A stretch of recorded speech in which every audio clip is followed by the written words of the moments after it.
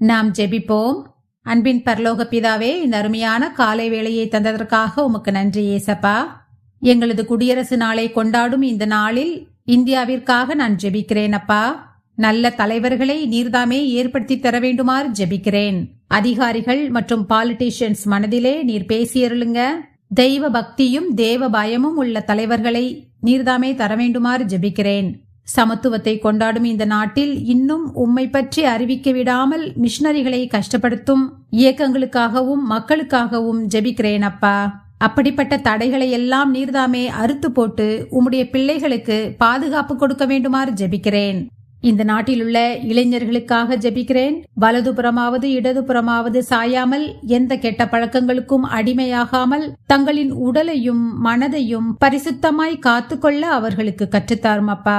பெண்களின் பாதுகாப்பிற்காக ஜெபிக்கிறேன். திக்கற்ற பிள்ளைகளையும் அனாதை குழந்தைகளையும் நீர்தாமே பாதுகாத்துக் கொள்ள வேண்டுமாறு ஜெபிக்கிறேன்.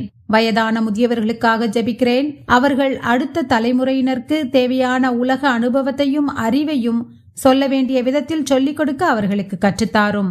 எங்கள் நாட்டிலே ஒற்றுமையும் ஒருமைப்பாடும் நிலைத்திருக்கட்டும்.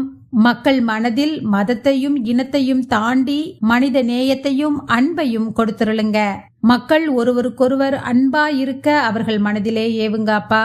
இந்த நாள் முழுவதிலும் நீர் எங்களோடு கூடவே இருந்து பாதுகாத்துக் கொள்ளுங்க, வழி நடத்துங்க, ஆசீர்வதிங்க. இயேசு கிறிஸ்துவின் மூலமாக ஜெபம் கேளும் எங்கள் ஜீவனுள்ள நல்ல பிதாவே, ஆமேன்.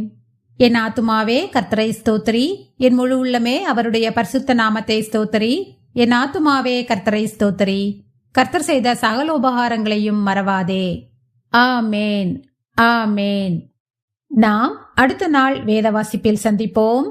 God bless you and God bless India.